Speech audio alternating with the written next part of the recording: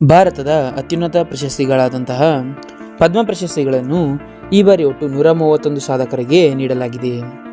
ಇದರಲ್ಲಿ 5 ಪದ್ಮವಿಭೂಷಣ, 13 ಪದ್ಮಭೂಷಣ ಹಾಗೂ 113 ಪದ್ಮಶ್ರೀ ಪುರಸ್ಕಾರಗಳನ್ನು ನೀಡಿದ್ದಾರೆ. ಇದರಲ್ಲಿ ವಿಶೇಷವಾಗಿ 19 ಜನ ಮಹಿಳೆಯರು, 6 ಜನ ವಿದೇಶಿಯರು ಹಾಗೂ 16 ಮರಣೋತ್ತರ ಸಾಧಕರನ್ನು ಆಯ್ಕೆ ಮಾಡಿಕೊಂಡಿದ್ದಾರೆ. ಈ ಒಂದು ಪ್ರಶಸ್ತಿ ಪುರಸ್ಕೃತರಲ್ಲಿ ಕರ್ನಾಟಕದ ಪ್ರಮುಖರ ಬಗ್ಗೆ ಈ ಒಂದು ವಿಡಿಯೋದಲ್ಲಿ ನಾವು ತಿಳಿಯೋಣ. ಮೊದಲನೇದಾಗಿ ಪದ್ಮಭೂಷಣ ಪ್ರಶಸ್ತಿ ಪಡೆದ ಕನ್ನಡಿಗ ಶತಾವಧಾನಿ ಆರ್ ಗಣೇಶ್ ಎಂಬವರು. ಇವರು ಕಲೆಗೆ ನೀಡಿರುವ ಕೊಡುಗೆಯನ್ನು ಗುರುತಿಸಿ ಕಲೆ ವಿಭಾಗದಲ್ಲಿ ಪದ್ಮಭೂಷಣ ಪ್ರಶಸ್ತಿಯನ್ನು ನೀಡಿ ಗೌರವಿಸಲಾಗಿದೆ.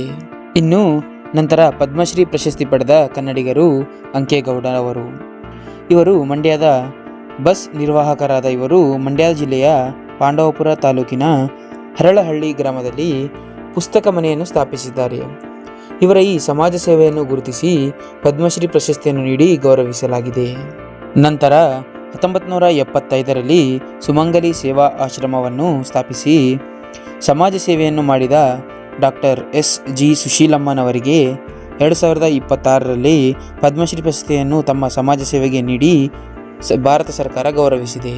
ನಂತರ ವೈದ್ಯಕೀಯ ವಿಭಾಗದಲ್ಲಿ ಕರ್ನಾಟಕ ಹಿಮೋಫಿಲಿಯಾ ಸೊಸೈಟಿಯನ್ನು ಸ್ಥಾಪಿಸಿದ ಡಾಕ್ಟರ್ ಸುರೇಶ್ ಹನಗವಾಡಿನವರಿಗೆ ಭಾರತ ಸರ್ಕಾರ ಪದ್ಮಶ್ರೀ ಪ್ರಶಸ್ತಿಯನ್ನು ನೀಡಿ ಗೌರವಿಸಿದೆ.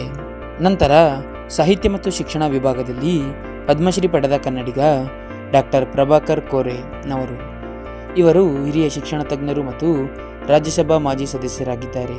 ನಂತರ ವಿಜ್ಞಾನ ಮತ್ತು ಇಂಜಿನಿಯರಿಂಗ್ ವಿಭಾಗದಲ್ಲಿ ಪದ್ಮಶ್ರೀ ಪ್ರಶಸ್ತಿಯನ್ನು ಪಡೆದ ಕನ್ನಡಿಗ ಶುಭಾ ವೆಂಕಟೇಶ್ ಅಯ್ಯಂಗರ್ನವರು. ಇವರು NALನ ಏರೋಸ್ಪೇಸ್ ವಿಜ್ಞಾನಿ ಮತ್ತು ವಿಮಾನಯಾನದ ದೃಷ್ಟಿಗೋಚರ ವ್ಯವಸ್ಥೆಯಾದ ದೃಷ್ಟಿ ಎಂಬ ಸ್ವದೇಶಿ ತಂತ್ರಜ್ಞಾನವನ್ನು ಅಭಿವೃದ್ಧಿಪಡಿಸಿದ್ದಾರೆ.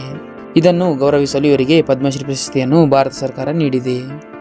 ಅದೇ ರೀತಿ ಸಾಹಿತ್ಯ ಮತ್ತು ಶಿಕ್ಷಣ ವಿಭಾಗದಲ್ಲಿ ಪದ್ಮಶ್ರೀ ಪಡೆದ ಮತ್ತೊಬ್ಬ ಕನ್ನಡಿಗ ಶಶಿಶೇಖರ್ ವೆಂಪತಿನವರು. ಇವರು ಪ್ರಸಾರ ಭಾರತಿಯ ಮಾಜಿ CEO ಆಗಿದ್ದಾರೆ.